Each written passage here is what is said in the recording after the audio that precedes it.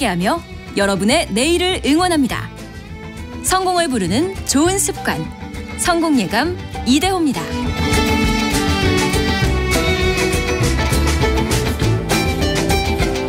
성공예감 이대호입니다. 2부가 시작이 됐습니다. 성공예감 이대호입니다. 항상 10시 5분에 2부를 만나실 수 있죠. 1부 시작될 때 저희가 아마 강원 지역의 폭염 경보 말씀을 드렸던 것 같은데 이제는 거창, 고성군, 금산군, 그리고 경기 부천시, 경남 사천시, 서천군, 또 의왕시 지역, 이거 뭐 경북하고 뭐 경기도 다 걸쳐 있는데요. 예, 많이 섞여 있습니다. 그러니까 이게 폭염 경보 발효된 지역이 그만큼 많다라는 뜻인 것 같고요. 이거 진짜 밖에서 작업하시는 분들, 일하시는 분들 정말 좀 각별히 건강 유념하시길 바라겠습니다. 저도 밤사이에 잠을 좀 못 잤더니 이게 좀 컨디션이 난조네요, 이거. 그래서 오프닝 때 제가 선물 드린다는 걸, 세금을 드립니다 막 이러고. 오늘 저희가 내드렸던 경제상식 퀴즈 정답 말씀드려야 되죠. 유류세입니다. 유류세. 자, 이달 안에 이 정부가 또 연장을 할 거냐 아니면 종료를 할 거냐, 거기에 따라서 아까 말씀드린 것처럼 거의 기름값 200원 이상이 높아질 수도 있는 거여서 첨예한 상황입니다. 6404님 정답 유류세입니다. 맞춰주셨네요. 고맙습니다. 오늘 처음 듣는데 방학인 초딩 아들과 같이 들어요. 아이들에게도 좋은 방송인 것 같네요. 앞으로 쭉 들을게요. 라고 6404님 고맙습니다. 아드님한테 이거 자랑거리 되겠네요. 그리고 7880님은 정답 유류세 맞춰주셨고요. 저는 영업용 화물차주입니다. 유류세 인하, 저희에게는 오히려 역효과입니다. 유류세 인하폭만큼 유가 보조 금액이 줄어요. 요즘 정말 힘듭니다. 라는 의견도 주셨습니다. 아까 9391님은 동해는 오늘 그래도 시원하네요. 여름방학 맞은 아이들과 바닷가, 물가에서 즐겁게 놀고 있습니다. 라고 보내주셨습니다. 근데 또 이렇게 휴가 가셔서도 바닷가에서도 경제 공부하시느라고 성공예감 이대호입니다를 듣고 계시고 바람직한 모습입니다. 고맙습니다. 사실 경제 이야기할 때, 경제 공부할 때, 그리고 아까 6404님은 초등학생 아들하고 같이 듣는다고 하셨는데 경제 용어가 참 쉽지가 않습니다. 어렵기도 하고 왜 이렇게 종류가 많은 건지, 그래서 하나하나 우리가 배워보는 시간을 마련을 했는데요. 최근에 경제 지표를 읽는 시간이라는 책을 쓴 이코노미스트죠. 빅데이터 이코노미스트 빈센트라는 필명으로도 유명한 김두원 이코노미스트와 함께합니다. 어서 오세요. 안녕하세요. 안녕하세요. 어느새 또 이제 새 책을 쓰시고 이게 몇 권째죠? 이거 2번째 책입니다. 그래요. 근데 보니까 경제 지표에 대해서 일목요연하게 정리를 해준 내용이더라고요. 고맙습니다. 특히 저희도 간혹 문자 메시지 청취자 사연 올라올 때 보면은 너무 어렵다고. 경제 용어가 매일 들어도 어렵습니다. 특히 경제 지표는 그렇잖아요. 오늘 하나하나 좀 쉽게 말씀을 부탁드려 볼게요. 우선은 많은 분들이 또 투자도 하시고 경제 생활도 하시는데 이른바 거시지표라고 하는 이 매크로라고 하는 경제 지표가 어떤 의미가 있는지 큰 틀에서부터 좀 설명 부탁드릴게요. 일단 뭐 매크로 투자의 의미에 대해서 좀 거창하지만 말씀을 드리면 우리가 세상을 살다 보면 속도보다 방향이잖아요. 매크로 투자도 그런 겁니다. 속도보다 방향이다. 네, 속도보다 방향성, 즉 어디로 가는 것인가를 우리 흔히 알긴 참 어려운데 그래도 조그맣게 힌트를 얻는 하나의 지표 단위 매크로, 그 매크로를 모아놓은 투자가 매크로 투자, 이렇게 이해하시면 좀 편하지 않을까라는 생각을 합니다. 속도보다 어떤 큰 방향. 우리가 계속 뭐 반복해서 쓸 수도 있겠습니다만 매크로라고 하는 건 거시 경제를 말하는 거죠. 크게 본다는 거죠. 네, 크게 본다라는. 혹시 김두원 이코노미스트가 반드시 챙겨본다라는 경제 지표, 뭔가 중요도 순으로 봤을 때 어떤 게 있을까요? 저는 이 업을 하는 업자이니까 사실 다 보죠. 다 보죠. 사실은. 그런데 일반인들이 다 볼 필요는 없죠. 그래도 한국인들이 참 좋아하는 거, 바쁜데 요점 정리, 이거는 꼭 보고 가야 된다라고 하는 것이 어떤 게 있을까, 그런 기준을 정하는 게 참 중요할 것 같은데요. 제가 책에서도 잠깐 언급을 드렸었지만 국가마다 중요한 지표들이 있는 것 같아요. 나라마다. 나라마다 중요한 지표를 뭐 그냥 기분 따라 선정하는 건 아니고 하나의 룰, 즉 기준을 정해야 되는데 한 국가의 경제를 100으로 봤을 때 네. 뭐 소비라든지 투자라든지 또는 정부가 하는 지출과 투자라든지 아니면 뭐 수출입 뭐 이런 것들로 구분할 수가 있는데 그것마다 다 비중이 다르단 말이죠. 네. 미국하고 유럽하고 뭐 일본하고 한국하고 중국이 다 다른단 말입니다. 예. 그 다른 점 중에서 하나의 힌트를 얻어서 미국 그러면 우리가 뉴스상에는 항상 미국 그러면 고용이 중요하다, 뭐 소비가 중요하다라고 그렇게 뉴스가 나오는 이유가 있어요. 왜 그러냐면 그만큼 미국 경제에서 숫자를 아침부터 말씀드려서 좀 죄송한데 미국 경제를 100이라 그러면 네. 약 한 67%가 네. 소비 경제입니다. 아. 그렇다면 미국을 딱 봤을 때 뭐 다 봐야겠지만 정말 바쁘다라고 네. 하면 10개 중에 한 7알을 먹고 들어가는 소비를 봐야 된다는 것이죠. 그래서 저는 아마 바쁘더라도 미국의 소비 데이터는 꼭 챙겨보는 데이터다. 왜냐하면 그래야지 미국 경제가 전반적인 모습이 어떻게 흘러가는구나를 알 수 있으니까. 자, 그런 의미에서 주요국들한테 한번 하나하나 대입을 해보면 중국 같은 경우는 투자가 매우 중요해요. 네. 투자의 비중이 절반을 넘거든요. 그렇다면 투자 관련된 것은 기업들이 하는 거니까 네. 기업의 투자 관련된 지표를 꼭 챙겨봅니다. 왜냐하면 중국이 뭐 오늘 뒤에도 잠깐 언급이 있겠지만 올해 어떻게 되는 거냐 막 궁금하잖아요. 네. 그렇다면 하반기에 기업 투자가 느느냐 주느냐에 따라서 중국 경제가 올해 하반기 뭐 좋아질 거다 아니면 안 좋아질 거다 어느 정도 감을 잡을 수 있기 때문에 중국 그러면 투자 지표를 꼭 본다라고 할 수 있겠고 또 우리 한국 아닙니까? 네. 한국은 저랑 이대호 기자님하고 또 연배가 좀 비슷한데 네. 우리가 옛날에 매일 배웠던 게 이런 거잖아요. 우리는 수출 주도형 경제, 네. 수출이 중요하다. 네. 네, 뭐 잘 만들어서 잘 팔아먹고 잘 살자 뭐 이런 것들. 여전히 수출 데이터가 중요합니다. 하지만 어느 순간 한국도요. 네. 내수 비중이 꽤 커졌어요. 특히 소비 비중이 매우 커지고 있습니다. 그래요? 네, 약 한 47%가 소비고 36%가 수출입니다. 역전됐어요. 그래요? 네. 그거는 전체 GDP에서 차지하는 비중을 맞습니다. 말씀하시는 거죠? 물론 말씀하신 것처럼 GDP 외에도 숫자 이면에 나타나는 뭐 간접 효과들, 부가가치 이런 것들을 보면 수출이 매우 중요하죠. 하지만 이전보다는 훨씬 더 한국도 이 내수 관련된 소비 관련된 데이터가 매우 중요해졌다. 그래서 종합해 보면 미국은 소비 데이터, 중국은 투자 데이터, 한국은 소비랑 수출 데이터 이렇게 좀 본다라고 보시면 좋을 것 같습니다. 미국은 소비의 국가. 거기는 뭐 국가가 계속 적자를 내고서도 소비를 하는 나라니까. 그래서 중국은 투자 위주, 한국은 과거에는 거의 수출 주도형이었는데 이제는 내수, 소비가 어느 정도 많이 또 올라오는 상황. 그럼 하나하나 우선 따져볼게요. 미국이 전 세계 GDP 거의 한 4분의 1 네. 정도를 차지한다면서요. 그러니까 미국 경제 그래서 우리가 뭐 뉴스 할 때도 그렇고 밤사이 뭐 국제 경제 증시 할 때도 거의 미국부터 항상 시작을 하니까. 맞습니다. 그럴 수밖에 없는 거죠, 사실은. 네. 그러면 미국 중에서도 소비가 가장 중요하다고 하셨는데 네. 소비 중에서도 경제 지표들이 굉장히 많잖아요. 맞아요. 네. 어떤 걸 또 따져봐야 될까요? 제가 오늘 성문예감 처음 출연했는데 네. 오늘 이 말씀은 꼭 드리고 가야 되겠습니다. 예. 뭐냐면 이 수많은 데이터들 도대체 어느 데이터부터 봐야 되는 것이냐.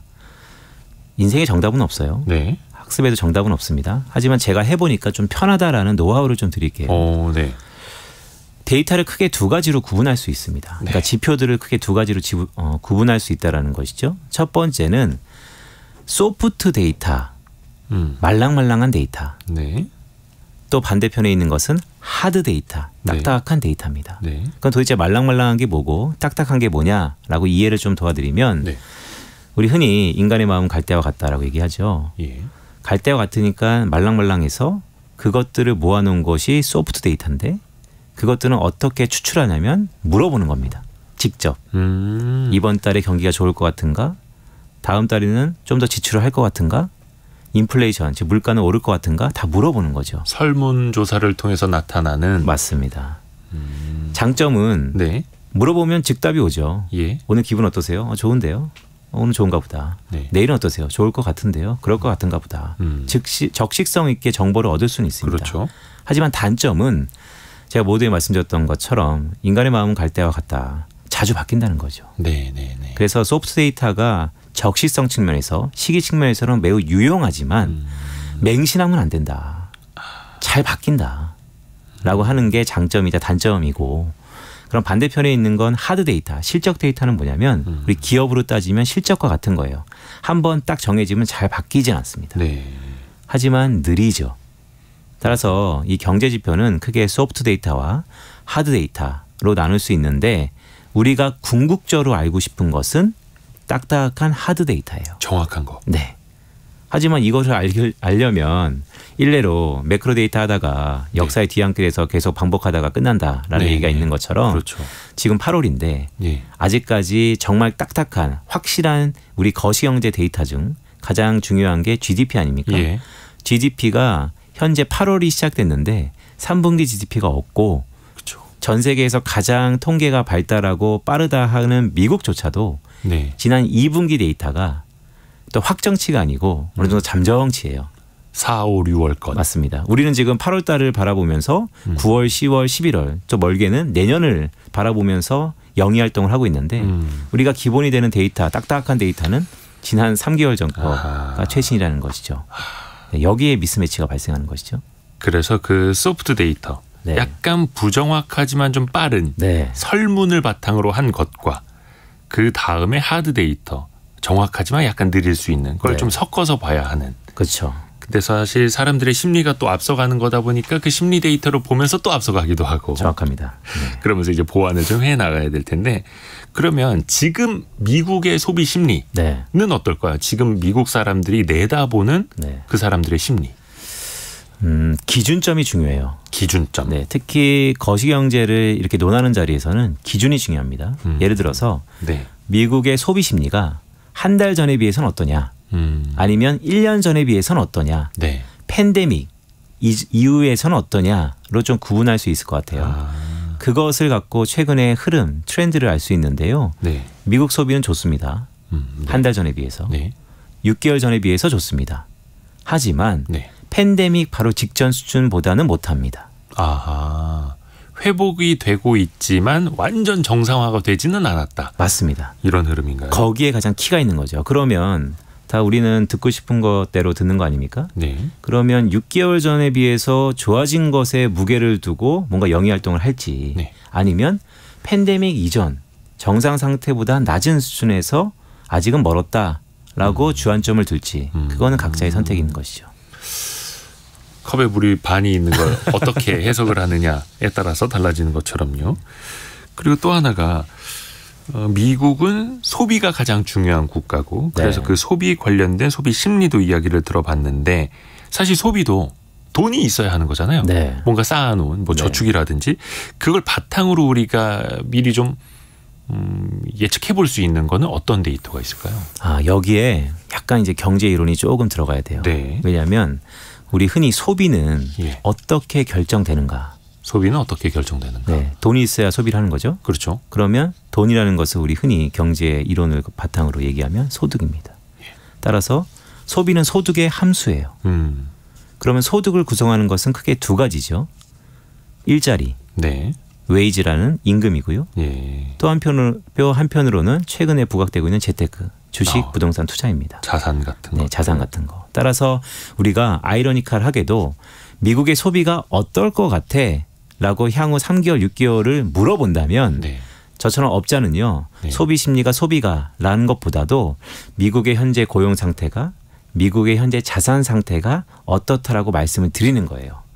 왜냐하면 그래야지 결국 그 돈을 갖고 소비를 하기 때문에. 그래서 저는 미국의 소비는 어떨 것 같냐라고 보면 그렇기 때문에 미국의 고용이 중요한 거고 그렇기 때문에 미국의 주식시장과 부동산이 중요한 거다.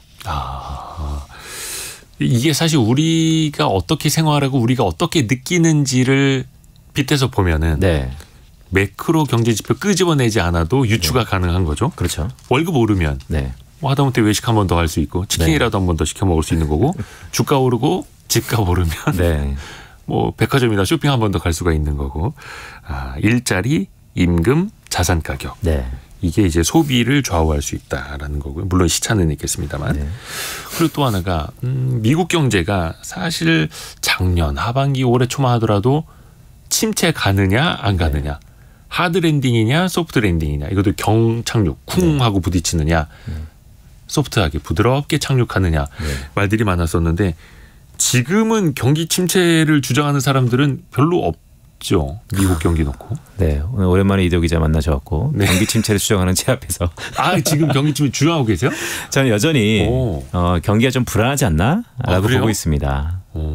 일단 말씀드렸던 것처럼 경 착륙이냐, 연 착륙이냐, 하드 랜딩이냐, 소프트 랜딩이냐, 거기에 공통 분모는 랜딩입니다. 네. 네, 일단 내려가고 있어요. 네. 뭔가 둔화되고 있다는 거가 일단 제가 말씀드리고 싶은 거고, 두 번째는 가파르게 내려가냐, 소프트하게 내려가냐, 그거는 그 누구도 알 수 없어요. 저는 여기 주안점은 미국 경제가 랜딩하느냐, 내려가느냐, 아니면 무슨 소리냐, 더 좋아진다. 어저께 미국의 뉴욕 증시 같은 경우를 놓고 보면 더 좋아진다라는 가능성도 상당 부분 있었죠. 그 흐름이 반영되고 있죠. 지금 네. 증시에. 그렇기 때문에 그럼 도대체 무엇을 가지고 그것을 논할 거냐가 중요한 것 같아요. 네. 저처럼 거시경제 지표를 보고 논하는 사람들은 이전에 비해서 미국의 소비가 그러면 좋아지느냐, 미국의 소비를 이끌고 있는 소비 심리가 개선되느냐, 네.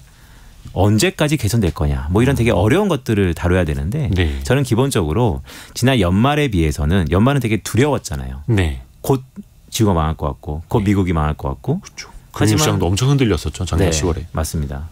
하지만 우리 결과론적으로 놓고 보면 주가 좋았는데요. 미국 경제 2분기에 성장률이 2.4%나 성장했는데요. 그렇죠. 저도 그 여쭤보려고 했어요. 네. 연율로 따지면 네. 미국 경제가 한국보다 네. 한 1%포인트는 훨씬 더 성장을 하는 거예요. 그 큰 나라가. 그렇죠. 그러면 이 정도면은 이건 침체가 아니라 성장 아닌가 네. 싶기도 하거든요. 그런데 지표를 좀 쪼개보면 2.4% 성장하는 가운데 가장 중요한 게 제가 모두에 말씀드렸던 것처럼 미국의 소비 아닙니까? 네. 그런 소비가 그 2.4% 성장 중에 얼마를 차지하고 있느냐를 놓고 보면 네, 기여도요. 그 기여도가 중요합니다. 예. 그게 1.1%포인트였어요. 네. 그러니까 한 절반 정도 좀 못 미치게 됐죠. 네. 그런데 지난 1분기에는 어떠냐. 1분기에는 그 소비의 성장 기여도가 거의 2%포인트 가까이 높았었다는 것이죠. 자, 결론적으로 보면 미국 경제 그런 큰 규모가 2% 이상의 성장은 괄목할 만한 성장이다. 그 자체만 놓고 보면. 네. 네. 하지만 내부 자료를 쪼개보면 가장 핵심이라고 할 수 있는 소비의 기여도가 지난 4분기에 비해서 아니면 올해 1분기에 비해서 올해 2분기가 조금씩 둔화되고 있다. 그러니까 겉으로 봤을 때는 연율로 환산했을 때 2.4% 성장하는 게 꽤 대단해 보이지만 네. 그 안에 있는 미국 경제 70%를 차지하는 소비는 네. 조금씩 둔화되고 있기 때문에 네. 좋지 않은 신호로 네. 볼 수 있다라는. 마냥 좋다라고 얘기하기는 좀 어렵지 않은가. 만약 거꾸로 숫자는 똑같았는데 2.4 예. 소비의 기여도가 지난 4분기에 비해서 올해 1분기에 비해서 올해 2분기가 계속해서 상승했다라고 본다면 그러면 정말로 침체는 좀 먼 미래에 옛날 얘기일 것 같다 아니면 오래된 얘기일 것 같다라고 판단할 수 있는 것이죠. 또 하나가 지금 미국 경제가 굉장히 탄탄하다라고 사람들이 말하는 이유 중에 하나가 바로 고용 지표 아닙니까? 네. 거의 뭐 실업률 한 3%대 네. 초반. 그럼 그 정도면 거의 완전 고용이라고 말하는 사람도 있고 네. 이 고용 자체는 탄탄한데 이걸 또 어떻게 해석을 해야 될까요? 고용은 지금 미국 고용이 탄탄하다라는 것은 좋다라는 거예요. 네. 그러면 미국 고용이 지금 어느 부분에서 많이 고용이 되고 있는가? 그러니까 어느 부분에서 튼튼한가를 보면 네. 앞으로를 우리가 조망할 수 있는 것이죠. 네. 간단히 설명드려서 미국 고용이 100이라고 봤을 때 그러니까 취업을 100명 한다고 봤을 때 그중에 또 70%가 지금 서비스업에서 취업이 되고 있습니다. 아하.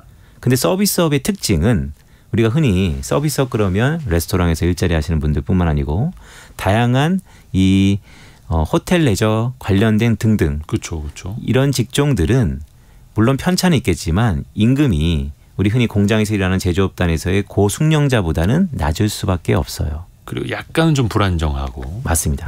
키가 그거예요. 불안정하다는 거. 네. 특히 주급을 받는 미국의 형태를 놓고 봤을 때 또 한국과 달리 유니온 즉 조합이 없는 미국의 고용 형태를 봤을 때 지금은 경기가 꾸역꾸역 예상보다 좋아서 많은 사람들을 취업시키고 일자리가 돌아가는 듯 하지만 네. 이는 언제든 가변적으로 바뀔 수 있다. 그래서 미국 고용을 볼 때 그러면 잘 안 변하는 고용을 봐야 되는데 잘 안 변하는 고용은 제조업 고용이에요. 네, 네. 근데 미국의 제조업 고용은 계속해서 부진하고요. 제조업 경기는 과거 침체에 버금갈 만큼 침체 국면에 빠져 있습니다.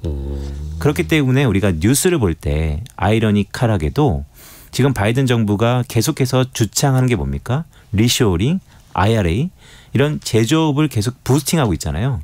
그렇죠. 뭐 자동차 공장도 반도체 공장도 그렇죠. 다 미국 들여와서 지어라 하고 그렇죠. 있죠. 그게 왜 그럴까요? 미국 제조업이 좋다면 하다가 속도 조절을 하든지 좀 덜 할 텐데 시간이 지나면 지날수록 계속 강하게 이끌고 있어요. 정책적 힘을. 왜냐하면 미국의 제조업단에서 여전히 불안한 기미가 계속해서 이어지고 있다는 것이죠. 그러고 보니까 우리 시간으로 오늘 밤에 미국의 하나의 제조업 지수가 네. 발표가 되죠. ISM 제조업 지수라고 네. 하는 것. 물론 이제 소비의 국가긴 합니다만은 고용하고 또 직결이 되고 어떻게 보면은 지금 부진하다고 했던 제조업 일자리랑도 연결이 될 수가 있을 텐데 그럼 지금 미국의 제조업 상황은 네. 좀 어때요? 제조업 지표만 놓고 보면 예. 우리가 지난해 연말부터 있었던 과연 미국이 침체냐 아니면 좋냐 네. 이 논란이 계속해서 반복되는 것 이유 중에 하나가 네.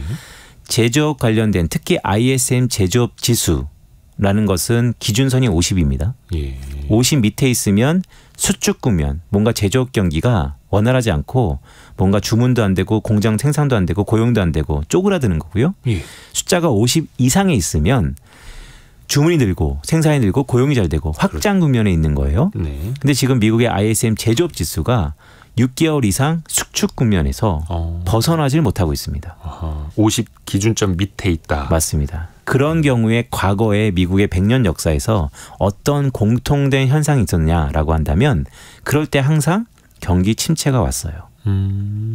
그렇기 때문에 제조업 경기만 놓고 보면 네. 침체가 이미 왔다 아니면 왔어도 무방하다라고 얘기를 할 수 있는 거고요.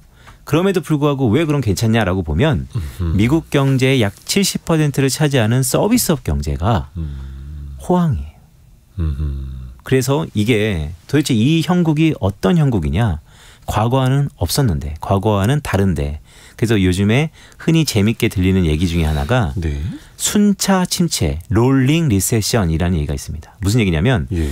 과거에 침체 그러면 전 산업적으로 한 국가에서 다 침체가 왔죠. 제조업, 서비스업, 건설업 다 일명요연하게 침체가 왔었는데 이번에 침체는 제조업단에서만 침체가 왔고 서비스업단에서는 괜찮고 이러한 아이러니한 현상이 벌어지고 있다는 것이죠. 제조업 불황, 서비스업 활황. 네. 이런 현상이 왜 나타나는 걸까요, 그러면? 그 원인을 찾기 위해서 많은 학자들이 연구를 거듭하고 있는데 네. 크게 지금까지는 두 가지인 것 같아요. 첫 번째는 유동성이 결국 침체라는 것은 모든 전 산업에서 유동성이 빨려나가고 돈이 없다라는 건데 네. 지금 팬데믹을 이겨내면서 미국이 가장 크게 팬데믹을 회복시켰던 요인 중에 하나가 무한적으로 가게한테 돈을 줬던 거거든요. 네. 그 돈이 서비스 소비로 이어졌고 예. 그 서비스 소비가 서비스 경기의 화랑을 이끌었다라는 것이 하나 이 서비스와 제조업단의 완전히 괴리가 벌어진 이유고요. 두 번째 이유는 미국의 제조업은 공장단에서의 제조 산업보다는 네. 흔히 반도체로 얘기하면 팹리스라고 해서 설계라든지 지능적으로 뭔가 좀 더 고부가 가치를 했던 제조업단이에요. 네. 그런데 그 미국의 고부가 가치의 손발이 되었던 국가 중에 하나가 중국, 네. 또한 신흥국들. 네. 근데 미국의 바이든 정부가 지금 얘기하는 것 중에 하나가 신냉전, 글로벌 밸류체인의 재정립. 서로 이제 무역 장벽을 치고 맞습니다. 서로가 좋게 누구는 만들고 누구는 사오고 네. 이게 아니라 다 내 땅에서 우리끼리 만들고 우리끼리 해먹자. 네.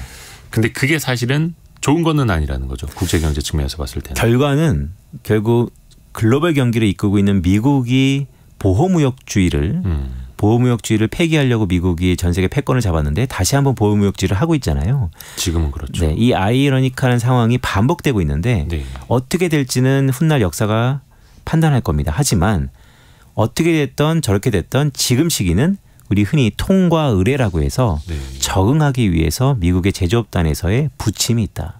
아하. 2380님이 휴가라서 편하게 방송 듣고 있는데요. 아 그렇구나를 혼자 몇 번째 외치고 있는지 내뱉고 있는지 들을수록 귀가 솔깃해지네요라고 하트까지 찍어주셨습니다. 고맙습니다. 아 경제지표 이렇게만 배우면 쉬운데 근데 이게 최근에 막 흐름을 짚어보고 막 빠르게 듣다 보면은 엉킵니다. 맞습니다. 예, 그래서 어렵습니다. 이 많은 경제지표들 우리 지금 다 미국 거 위주로 이야기를 하고 있는데 미국은 당연히 영어로 나타날 거고 또 각각의 경제 지표마다 보여주는 사이트들이 다 다르잖아요. 다릅니다. 굉장히 많죠. 종류만 해도. 엄청 많죠. 노동통계국이 있고 예. 뭐 한국으로 따지면 산업통상자원부처럼 또는 관세청처럼 무역을 다루는 데가 있고 각계 다 다릅니다. 그래서 그 지표들을 모아서 보여주는 뭔가 뭐 유료 사이트 같은 것도 있고 정보 포털 같은 것도 있기는 한데 네. 이코노미스트 뭐 경제학자들이야 뭐 원 데이터를 찾아가서 보겠습니다만 네. 우리 청취자분들 입장에서 네. 쉽게 찾아볼 수 있는 방법 네. 좀 알려주세요. 없습니다. 방법은 없고요. 쉽게 찾으려고 하시면 안 됩니다. 단칼에 이렇게. 네. 네. 왜냐하면 그럴 시간에 예. 차라리 그것을 가공해서 예. 원데이터를 보는 꼭 저뿐만 아니고 우리 훌륭한 여의도 크루들이 있지 않습니까? 예. 그런 크루들한테 아, 저 사람이 저 원데이터를 갖고 이렇게 시사하는구나라는 것을 캐치하는 게 일반 대중의 입장에서는 좀 더 빠르다 아니면 좀 더 영양가 있다라는 말씀을 드리고 싶고요. 아. 그럼에도 불구하고 어떤 분은 나는 이게 뭔지 뭐 된장인지를 봐야겠다라고 하시는 분들은 이제 어려운 길에 들어가는 것이죠. 입문하는 겁니다. 근데 굳이 경제학자나 이코노미스트가 아니라면 원 데이터까지 볼 필요는 없지만 물론 주식 투자하시는 분들 입장에서 원 데이터까지 보시는 분들도 꽤 있기는 한데 네. 하지만 그 원 데이터를 가지고 해석을 하고 가공을 해서 보는 이코노미스트들의 이야기를 들어보는 것도 하나의 방법일 테고 네. 다만 같은 데이터를 보고도 또 사람마다 해석은 또 달라지잖아요. 맞습니다. 지금 그래서 막 미국 경제는 골디락스 국면이다라고 네. 보는 쪽도 있고 네. 아니다 네. 불안하다라고 보는 측면도 있고 네. 그러면은 우리 빈센트 김도환 이코노미스트 같은 경우에는 골디락스에 대해서는 동의를 안 하시는 걸까요? 이미 지금은 골디락스 국면에 들어갔다라고 할 수 있죠. 왜냐하면 성장률이 2.4%라는 게 예. 여러분들 잘 아셔야 되는 게 미국의 성장이 예. 도대체 어느 정도 나와야지 좋은 거냐. 예. 그 기준이 뭐냐. 네. 그 기준을 산정하기 위해서 다양한 반복론들이 있는데요. 간단히 말씀드리면 미국의 현재 그 큰 사이즈 아니면 과거의 이런 성장 동인들을 놓고 봤을 때 약 한 1.8에서 2.4 네. 그러니까 러프하게 중간값이 한 2%죠. 네. 2%가 잠재 성장률이라 그래서 2% 성장하면 정말 베스트다. 라고 할 수 있는 성장세예요. 네. 그 성장세에 지금 2.4%를 기록했다는 것은 가장 극단, 상단에 있는 것이죠. 네. 그러면 성장은 더할 나위 없어요. 언제가? 지난 2분기가. 그런데 인플레이션은 물가는 또 과거 1년 전에 비해서 고점 찍고 내려오고 있어요. 네. 그러면 성장은 좋고 물가는 뭐 2, 3년 전보다는 높지만 1년 전에 비해서는 낮고 그러다 보니까 이것을 골디락스라고 얘기를 하는데요. 네. 저는 현재는 골디락스 국면에 들어간 것 같다. 하지만 문제는 앞으로죠. 우리는 과거를 계속해서 복귀하는 이유는 살아갈 앞으로가 궁금하기 때문인데 앞으로 그럼 성장이 2.4%보다 높아질 거냐? 네. 아니면 물가가 지금보다 더 낮아질 거냐? 이거에 대한 판단만 조심스럽게 하면 되는데 제가 판단하기 전에 가이드라인을 네. 이게 가장 궁금한 사람이 누굴까요? 미국의 중앙은행이에요. 왜냐하면 미국의 중앙은행이 통화정책을 필 때 그렇죠.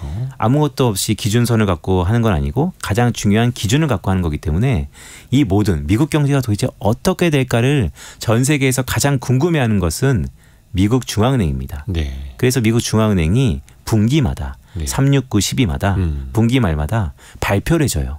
우리가 이렇게 보고 있다.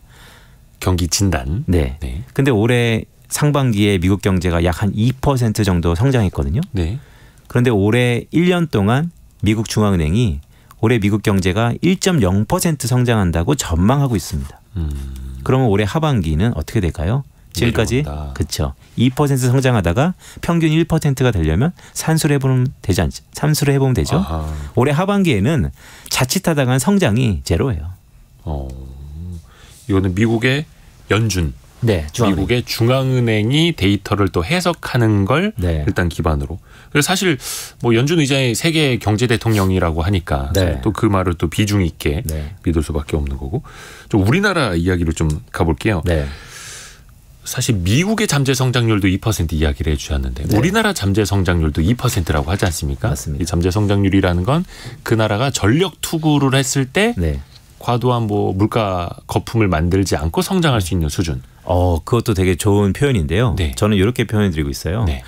우리가 하루 풀리 잤어요. 뭐 이대호 기자님도 그렇고 저도 그렇고 하루에 뭐 평일날 하루 평일날 2-3시간 자기 힘들지 않습니까? 네. 업을 하니까. 네. 근데 간혹 푹 잤다. 진짜 한 10시간 잤다. 네. 그러면 아침에 딱 일어나면 너무 개운하잖아요. 예. 뭐든지 할 수 있을 것 같고 이 풀로 충전한 상태. 네. 그때가 잠재 성장률. 잠재적으로 모든 걸 배터리로는 100% 충전한 상태. 맞습니다. 그런데 그러다가 또 월요일부터 시작해서 금요일쯤 되면 다 소진되고 방전되죠. 네, 그런 거를 우리가 정상적인 성장이라고 예. 보는데. 또 이렇게 쉽게 설명을 해주시네. 좋습니다.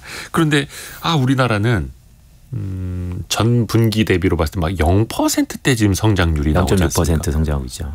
근데 미국은 연율로 따졌을 때 2.4%인데 그 흐름으로 봤을 때는 좀 앞으로는 좋지 않을 수도 있다라고 봐주셨는데 네.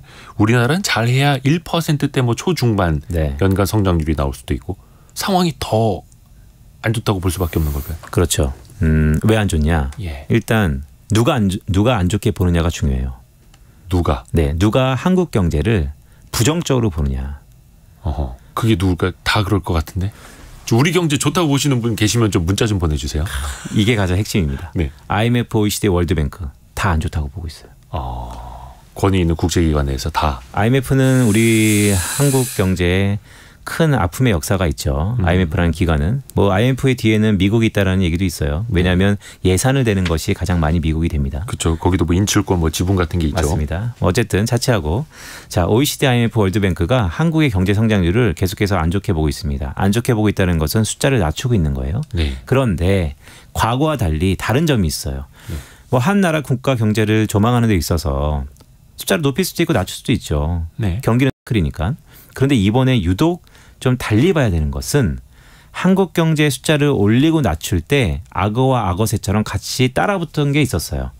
뭐냐면 중국 경제가 좋으면 한국 경제도 좋았고요. 네네. 중국 경제가 안 좋으면 한국 경제도 안 좋았다는 게 지난 15년의 흐름이에요. 그렇죠. 우리나라 제1의 수출 국가였으니까요. 맞습니다. 그런데 그 제1의 수출 국가도 오늘 7월달 무역 수지가 나왔는데 예. 앞으로 8, 9, 10, 11 이 4, 5개월 동안에 바뀔 수도 있어요. 이제는 중국이 아니고 미국으로. 네, 거의 목에 찼거든요. 어쨌든 자 올해 작년 연말에서 올 초에 넘어오면서 네. OECD, 월드뱅크, IMF라는 주요 국지익한 기관들이 글로벌 성장률의 전망을 높였습니다. 네. 왜냐? 중국의 리오프닝 효과. 그러면 당연히 과거 15년의 흐름대로 보면 한국 경제도 높여야겠죠. 좋아질 줄 알았죠. 근데 한국 경제 오히려 낮췄어요. 예. 이유는 제가 오늘 모두에 시작하기 때 한국 경제는 수출이 중요합니다. 그런데 내수도 중요해졌습니다라는 말씀을 드렸잖아요. 네. 그러면 과거와 달리 수출이 좋아지지 않는다라는 평가인 것이에요. 그러니까 내수가 막 성장을 해서 내수 비중이 커진 게 아니라 네. 수출이 쪼그라들어서 어쩔 수 없이 내수의 비중이 커진 거잖아요. 네. 그리고 예. 더 나아가서 두 가지 성장 동인이죠. 안에서 잘 되거나 밖에서 잘 되거나. 그런데 중국의 경제 성장률은 좋아진다라는 전망이 있지만 한국이 그 수혜를 못 받는다. 그것은 흔히 얘기하는 신냉전과 탈중국화 기조겠죠. 네. 두 번째도 중요해요. 두 번째는 지금 언론상에 잘 부각되지 않죠. 왜냐하면 우리의 아픈 아킬레스건이니까. 그럼 내수는 좋냐. 과연 한국의 소비는 좋냐. 그러면 아까 제가 모두에 말씀드렸던 것처럼 소비는 우리 한번 복귀해 보면 소득의 함수. 소득을 결정하는 임금과 자산시장. 네네네. 자산시장은 주가와 부동산. 네. 근데 한국은 특히 아시아 국가들이 대부분 그렇지만 주가보다는 부동산에 자산의 그렇죠. 대부분이 편중돼 있죠. 그렇죠. 근데 지금 부동산 이런 것들이 전부 다 가계부채로 인해서 더 이상 소비를 이끌 만한 탄력이 높지 않다. 네. 그래서 한국 경제를 부정적으로 보는 겁니다. 그 탄력이 이제는 높지 않다. 네. 그냥 거의 버티고만 있는 수준. 버티는 것도 일단 정부가 네. 뭐 제가 정치색은 없지만 지난달에 진짜 경악할 만한 아이러니컬한 임시방편이 있었죠. 임시방편이 어떤 거죠? 부동산 역정세에 대한 우려를 어떻게 막았습니까? 다시 한번 규제를 완화해서. 네, 다시 한번 돈으로 틀어 막았다는 것이죠. 그 뭐 언발의 오줌 누기일 수도 있는데 네. 뭐 오죽하면. 네, 오죽하면. 오늘 그 수출 데이터가 나오는 1일입니다. 매월 맞습니다. 1일에 관세청에서 수출 데이터가 나오는데 7월 무역 수지를 보니까 16억 3천만 달러 흑자. 네, 계속해서 적자 보다가 2개월 연속이 이제 흑자로 네. 물론 크지는 않습니다만 네. 약간은 돌았었어요. 네. 요거에 대한 좀 해석도 같이 부탁드립니다. 네, 전형적으로 이런 것을 일단 무역 수지가 1년 넘게 적자였다가 그러니까 우리는 한국으로 들어오는 달러보다 나가는 달러가 훨씬 많았다는 것이죠. 네네네. 그런데 2개월 연속 6월 달 7월 달에 흑자로 돌아섰어요. 미미하지만 16억 3천만 달러. 그런데 전형적으로 이것은 불황형 흑자입니다. 아, 수입이 더 많이 줄고 그러니까 수출도 여전히 줄고 수입은 더 줄어서 그렇죠. 뭔가 쥐어 짜낸 듯한 흑자. 그렇죠. 그런데 수입이 줄면 그건 좋은 거 아니에요? 라고 할 수 있는데 수입에는 우리 흔히 먹고 쓰고 있는 것도 수입이지만 한국은 여전히 소규모 개방 경제이기 때문에 한국 국가에 필요한 기관들의 원자재들이라든지 아니면 이런 수입품들은 전부 다 해외에서 수입합니다. 그러니까 우리가 가공해서 수출하기 위한 원재료들. 맞습니다. 그 수입이 줄었다는 거니까 이게 좋은 건 아니겠네요. 그렇죠. 그게 주는 이유는 간단하죠. 주문이 없으니까 주는 거죠. 주문이 없으니까. 네. 식당에서 주문이 없으면 식재료 많이 사올 필요 없는 것처럼. 네. 이게 좀 어떻게 나아질 기미가 보여야 될 텐데 네. 어디 좀 한 줄기 빛이 좀 보이는 데는 없어요? 소규모 개방 경제라는 말씀을 드렸던 이유가 우리 자체적으로 할 수 있는 자생력은 극히 떨어지는 국면입니다. 자생력. 네, 스스로 어떤 것을 이겨낼 수 있는 원동력. 그것은 내수가 커지거나 아니면 수출이 경쟁력이 있어야 되는데 수출의 경쟁력은 중국이라는 큰 파트너가 예전만큼 녹록치 않기 때문에 힘을 잃었고요. 네. 그러면 외부에 의존하지 않고 내부적으로 해결해야 되는데 내부적으로 해결하려고 딱 봤더니 우리나라 모든 가게들이 월간 소득에서 원리금, 빚, 원금과 이자를 갚는 비중이 14.6% 그러니까 러프하게 한 15%의 원리금 부담 비율이 상승했습니다. 그러면 월급 받아서 세금 내고 원리금 갖고 그 나머지 갖고 소비해야 되는데 그게 녹록지 않은 것이죠. 소비 여력은 줄어들 수밖에 없는 거고. 맞습니다. 그래요. 그러면은 또 하나가 내일이죠. 우리나라 소비자 물가 지수가 발표가 됐는데 그래도 우리나라 소비자 물가 지수는 이제 2.7%에서 맞습니다. 지금 예상치 보니까 막 2.4 많이 내려오고 있더라고요. 이 정도 수준이면은 이것도 이제 좀 한번 평가를 해볼까요? 2%대 한 중반으로 보면은 숫자는 좋죠. 4% 후반까지 가려다가 절반으로 꺾이는 거니까 정말로 인플레이션이 낮다라는 것은 뭐 장점과 단점이 있지만 지금 상황에서 소비만 놓고 보면 인플레이션은 비용입니다. 비용이 주는 거예요. 그건 좋아요. 그런데 왜 줄었는지를 우리가 봐야 되는 것이죠. 왜 이렇게 낮게 나오냐. 두 가지입니다. 첫 번째는 우리나라의 그 물가 지수에 가장 큰 영향을 미치는 게 여전히 해외에서 모든 것들을 수입하기 때문에 원재료 그중에서도 가장 우리가 중요하다고 여기는 유가. 유가, 원유 가격. 그런데 7월 달에 유가가 두 자릿대 상승폭을 보이고 있어요. 올해 7월 달에. 그러면 지금까지는 계속해서 물가가 낮게 나오는 그 유가가 다시 고개를 들기 시작했다는 것은 한두 달 이렇게 내려가다가 다시 한번 크게 오르는 거 아닌가? 라는 또 우려감이 하나 있는 것이고. WTI 서부 텍사스산 중진류 가격도 70달러대에서 80달러까지 올라왔죠. 맞습니다. 최근에. 그러다 보니까 이게 결국에는 시차를 두고 반영될 거 아닙니까? 그게 하나 있는 거고요. 두 번째는 물가가 이렇게 잡히는 가운데 잡혀는 진짜 모르겠지만 물가라는 것은 우리 흔히 보이지 않는 손이라고 해서 시장의 가격은요. 수요와 공급에 의해서 자연스럽게 결정되는 건데요. 이번에 특히 6월 달, 7월 달에 정부의 개입이 있었죠. 라면값, 소주값. 자, 업체들 불러다가 맞습니다. 내리라고. 그게 그럼 앞으로 1년 내내 계속해서 매월마다 부를 것인가. 그걸로는 한계가 있다. 그렇죠. 자, 마지막으로 이 경제 지표들 우리 뭐 다 배우지는 못했고 전체 경제 지표 중에 오늘 한 5%나 배웠을까. 뭐 중요한 것만 좀 이야기를 했습니다만 이거를 투자에 대응하거나 어떤 좀 응용할 수 있는 전략, 아이디어를 좀 주신다면요. 제가 모두의 경제 지표는 크게 두 가지로 구분합니다. 말랑말랑한 소프트 데이터와 또한 기업의 실적과 같은 딱딱한 하드 데이터. 우리는 하드 데이터를 알고 싶어 합니다. 하지만 너무나 느립니다. 근데 느릴 수밖에 없는 게 거시경제 지표는 크게 보는 거잖아요. 한 국가 경제의 큰 모습을 보려면 모든 것들이 다 결정되고 맨 나중에 결정될 수밖에 없습니다.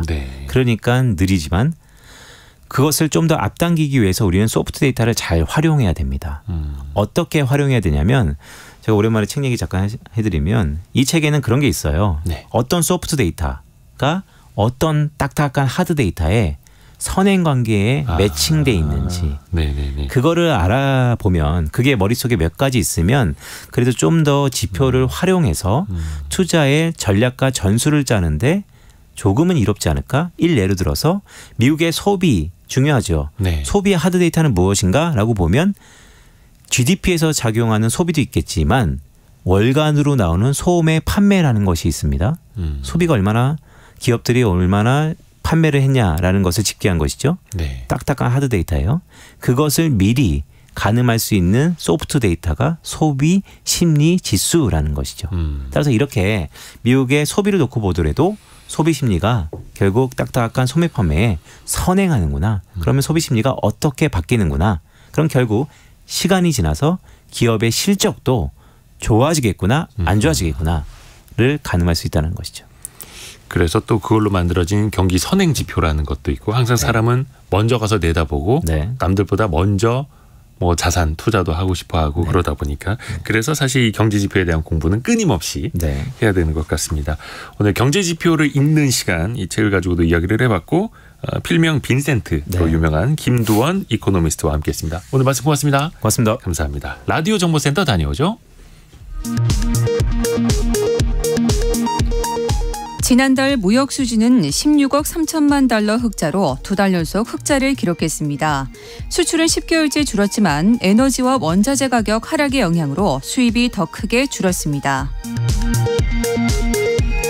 최근 3년 동안 한국소비자원에 접수된 수상 레저 관련 안전사고는 166건으로 이 가운데 머리나 얼굴 부상이 40.4%인 67건으로 가장 많았습니다.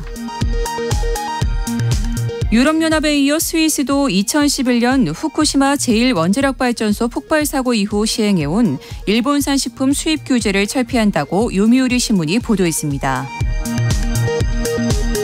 미국 일간지 월스트리트 저널 분석에 따르면 글로벌 투자자들이 미국 채권 대신 주식을 보유할 유인이 20년 만에 가장 낮은 수준으로 떨어진 것으로 나타났습니다. 지금까지 라디오 정보센터 뉴스 정원나였습니다. 1340님. 물가가 뭐가 하락했는지 전혀 실감을 못합니다. 그렇죠? 근데 물가가 하락을 했다라는 게 아니고요. 상승률이 둔화됐다. 상승폭이 좁아졌다라는 겁니다. 해서 과거처럼 뭐 4%, 6% 상승하는 게 아니라 2%대 상승을 하니까 상승률이 둔화됐다. 약간의 어감 차이지만 상당히 큰 경제적으로는 차이가 큽니다.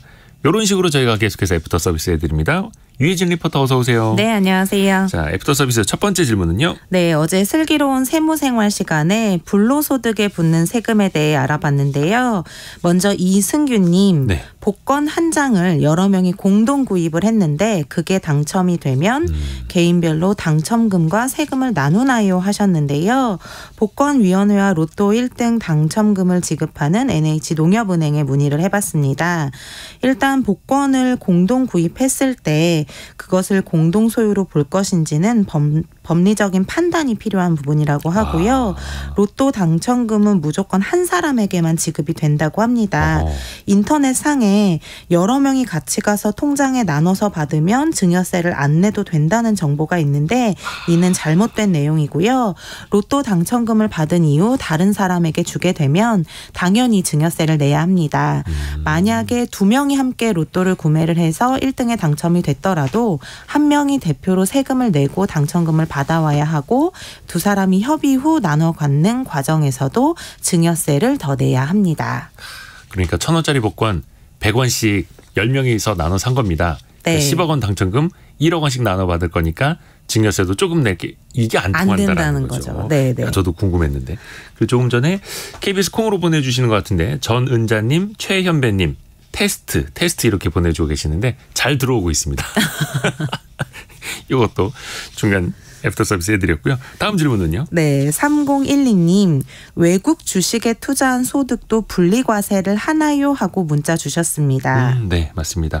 일단 해외 주식해서 돈을 벌었을 때는 22%의 세금이 부과가 됩니다. 네. 다만 250만 원까지는 기본 공제가 돼서 네. 250만 원을 초과해서 번 돈에 대해서 22% 세금이고요. 네. 이런 건 다른 뭐 근로소득, 사업소득하고 합산되지 않고 네. 따로 이것만 22% 세금을 내면 됩니다.